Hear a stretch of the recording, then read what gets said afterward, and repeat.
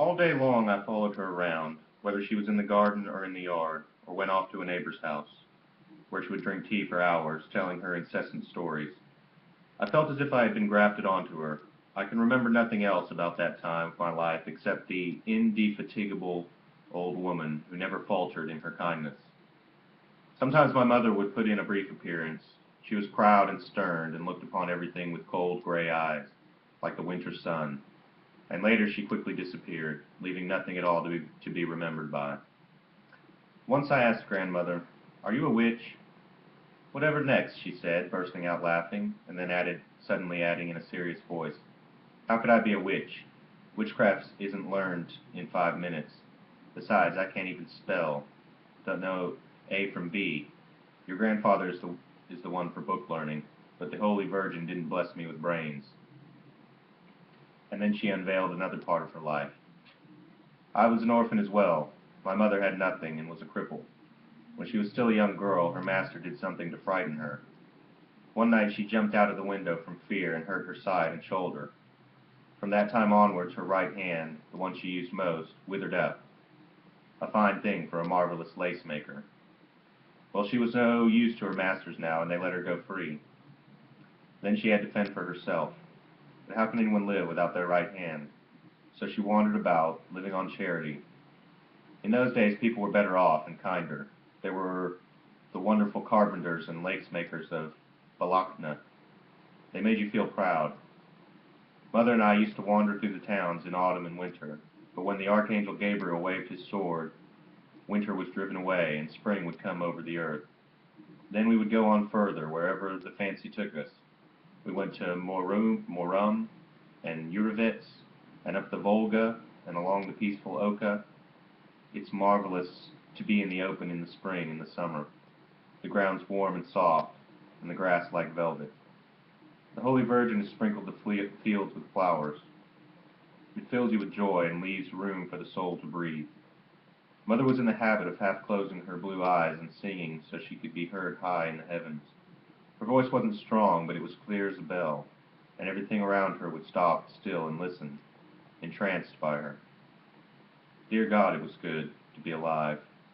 When I was 9, Mother began to feel ashamed of taking me with her on her wanderings, and thought begging was such a disgrace that she settled down in Balakna. She dashed from house to house except on Sundays when she begged at the church gates. While she was gone, I sat at home, learning as fast as I could how to make lace. I wanted to be a help to Mother. And if something went wrong, the tears would roll down my cheeks. In just over 2 years, mind you, I learned the art and became very famous over the whole town. If anyone wanted anything extra special, they'd come straight to us and say, "Come on, Akulia, get those bobbins moving." And I was so glad. It wasn't like work at all to me. Of course, it wasn't that I was so good so much as doing what Mother told me.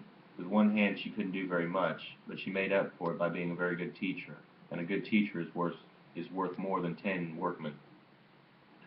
I was so proud and used to say, "You can stop going around begging now because I can support you." Mother would reply, "Enough of that talk. All the money's being saved up for your dowry." Soon after, Grandfather appeared on the scene, and a remarkable young man he was, 22 and already a foreman, Vargi. His mother had singled me out, and she could see I was a worker and that I was a beggar's daughter, which meant I'd make an obedient wife. Well, she used to sell bread and was a wicked old woman, God rest her soul. Why should we remember the wicked? God has his eye on them without our interfering. He sees what they're doing all right, and the devil loves them. She would laugh with that warm laugh of hers, and it was funny to see her nose twitch. But her eyes, shining and thoughtful, would caress me and tell me more than ever more than ever words could. I remember one calm evening I was drinking tea with Grandmother in Grandfather's room. He was out of sorts and sat on the bed without his shirt, his shoulders covered with a long towel. Every minute he wiped floods of sweat off his forehead, and his breathing was rapid and hoarse. His green eyes had gone dim, his face was swollen and purple, especially his small pointed ears. It was painful to see his hand shake when he reached for a cup of tea. He was in very low spirits, and not at all his usual self. Why haven't I got any sugar? He asked grandmother in the capricious voice of a spoiled child. She replied in a friendly but firm voice, "Honey, it'll do you more good." Heaving a breathless sigh, he quickly swallowed his hot tea and said, "Mind I don't die on you. Don't worry, I'll look after you. Yes, if I died now, it would be like I never lived at all. Everything would be squandered. Stop your chattering and lie still." For a minute he said nothing and lay with his eyes closed, smacking his dark lips. Suddenly, as if someone had struck a pin in him, he shook himself and started pondering aloud. "Yashka and Mishka must get married as soon as possible. Perhaps having a wife and children to look after will tame them a bit, huh?" He began running over the names of people in town who had eligible daughters. Grandmother didn't interrupt and kept drinking cup after cup. I sat by the window and watched the sunset glowing over the town, turning all the windows of the houses red. Grandfather had forbidden me to go out into the yard or into the garden because I'd been up to some mischief. Flying beetles hummed round the birches in the garden. The cooper was working away in the yard next door, and somewhere someone was sharpening knives. From the gully which lay beyond the garden came the noise of children scrambling around in the dense bushes. I longed to be free, and the sadness of evening poured into my heart. Suddenly, with a loud noise, Grandfather slapped a newish-looking book he'd taken down from somewhere against his palm, and called out to me in a lively voice, Well now, cucumber ears, come here. Sit down, Calmuck face. Can you see that letter? It's an A. Repeat now. A, B, C. What's this one? B. Right, and this? C. Wrong, it's an A. Look at this. This is D. Then E. What's that? G. Good, and this? D. Right, and this? A. Grandmother interrupted. You should be lying down. Quiet, this is just what I need to take my mind off things. Carry on, Alexei. Grandfather put his warm, moist arm around my neck and poked at the letters across my shoulder, keeping the book under my nose. He smelt hot of vinegar, sweat, and baked onion, which nearly suffocated me. He flew into a temper, made a hoarse, wheezing noise, and shouted into my ear, "People! Earth!" These words were well known to me, but the Slavonic letters didn't correspond to them. The letter E looked like a worm, and the letter G made me think of the humpbacked Grigori, and the letter Ya reminded me of myself with grandmother, while grandfather had something in common with all the letters. He made me slave for a long time over the alphabet, forced me to repeat the letters in and out of sequence. His warm passion infected me, and I broke out sweating as well and shouted as loud as I could. This made him laugh, and he would cough, clutch at his chest, crumple up the book, and say hoarsely, "Mother, he's a clever boy, isn't he? You plague from Astrakhan. What are you shouting about? You're the one who's shouting." I loved to watch the two of them.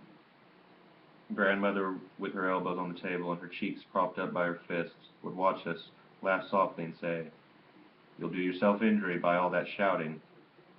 Grandfather would explain in a friendly tone, "I'm shouting because I'm ill." "What have you got to shout about then?" He would shake his wet head and say to grandmother, "Natalia was wrong when she said he had a bad memory. He's got a memory like a horse. Let's have some more, Snubby Nose." Finally, he would playfully push me off the bed. "That's enough. You can keep the book. Tomorrow I want to hear the whole alphabet, without any mistakes. If you get it right, I'll give you 5 kopecks. When I reached for the book, he drew me to him again and said gloomily, "What did your mother have to leave you for?" Grandmother gave a start. "Don't say things like that." "I wouldn't have, but it makes me feel so bad. It has to come out sometimes. Ah, when I think of the mess that girl's got herself into." He roughly pushed me away. "Go and play, but not in the street, only in the yard or garden." As it happened, I had a reason for wanting to go into the garden. As soon as I appeared on the little mound of earth, the boys from the street used to start throwing stones at me from the gully, and I loved to pay them back in the same way. "Toffee Snout is here," they would shout as they caught sight of me, quickly gathering handfuls of ammunition. "Hit him!" I had no idea what Toffee Snout meant, and therefore the insult was wasted. I enjoyed being one against many and seeing a well-aimed stone make one of the enemy run for cover in the bushes. The battles were quite harmless and friendly, and they usually ended without any bad feeling. Reading and writing came easily to me, and as I progressed, Grandfather paid more and more attention to me, and flogged me less and less, although in my opinion I deserved to be flogged more than ever. As I grew bigger and bolder, I broke Grandfather's rules and regulations far more often, but all he did by way of retaliation was to heap abuse on me or shake his fist. I thought that perhaps all the floggings I had had before were undeserved, and once I mentioned this. Prodding me gently under the chin, he raised my head, winked, and said in his drawling voice, "What?" Then he would add with a thunderous laugh, "You little heretic, who are you to say how many floggings you should have? Who can decide this except me? Clear off." But then he'd suddenly seize me by the shoulder and ask once more, looking me in the eyes, "I can't make out if you're cunning or just simple. I don't know. But let me tell you, it's better to be cunning. Simple-mindedness is the same as stupidity. Do you follow? A sheep simple-minded, remember that. Now go and play." Soon I could read the letters of the Psalter. We usually got down to this after evening tea, and each time I had to read a whole psalm. "Happy is the man," I spelled out, running the pointer across the page and asking out of sheer boredom. "Happy is he? Do they mean Uncle Yakov? I'll give you a clip around the ear in a minute, then you'll see who's happy," Grandfather said with an angry snort. But I felt he was only being angry from habit, for the sake of discipline. And I was hardly ever wrong. A minute later, Grandfather, who had clearly quite forgotten I was there, would grumble, "When it comes to singing or dancing, he's just like King David. But in business, he's a venomous Absalom. A songwriter, a rhymester, a joker, merrily, merrily dancing and prancing. Dancing won't get you far. Well, will it?" I stopped reading to listen to him and to peer into his frowning, worried face. His screwed-up eyes seemed to look right through me at some distant object, and they shone with a sad warmth, which told me that his customary sternness was about to melt away. His golden eyebrows shone, and the dye-stained nails of his thin fingers shone as he tapped on the table. "Grandfather, what is it?" "Tell me a story." "You get on with your reading, lazy good-for-nothing," he muttered, rubbing his eyes as if he had just woken up. "It's fairy tales you like, not reading the Psalms." I suspected that he himself preferred fairy tales to the Psalms, though he knew the Psalms almost by heart, having made a solemn vow to read a portion aloud every night before going to sleep, just like the church cantor, chanting the breviary. After persistent pleading for him to tell me a story, the old man softened up and finally gave in. "Oh, all right then. Use your whole life to learn the Psalms. I'll soon be at God's judgment seat." He leant against the wool-embroidered back of the old-fashioned armchair, and pressing more and more heavily against it, he threw his head back, staring at the ceiling, and started telling me about the old days, about his father, in a soft, thoughtful voice. Once a band of robbers came to Balakna to strip the merchant Z's shop. Grandfather's father had rushed to the bell tower to sound the alarm, but the robbers caught up with him, cut him to pieces with their sabers, and threw him down from the belfry. I was only a small boy at the time, and I didn't see it, and I don't remember anything about it. I can only remember things from the time the French came in 1812, when I was just 12. About 30 prisoners had been brought into Balakna. All of them were skinny and small and dressed in whatever they could find. Worse than beggars they were. Shivering, some of them frostbitten and hardly able to stand. The villagers wanted to beat them to death, but the escort guard wouldn't let them. The garrison troops turned up and drove the villagers back to their homes. After that, there was no trouble, and everybody got used to each other. The French were a quick-witted, clever lot, even cheerful. They used to sing songs. The landowners used to come down from Nizhny on their troikas to look the prisoners over. Some would swear at them, threaten them with their fists, even beat them. Others would talk kindly to them in their own language and give them money and all sorts of warm clothes. One old gentleman covered his face with his hands and burst out crying. "That wicked Bonaparte," he used to say, "has completely destroyed the French. There's something for you. A Russian, even one of the gentry, but a good man. He took pity on a foreigner." For a moment he would say nothing, his eyes shut, he would smooth his hair with the palms of his hands. Then he would take up the story again, taking care with every detail in his evocation of the past.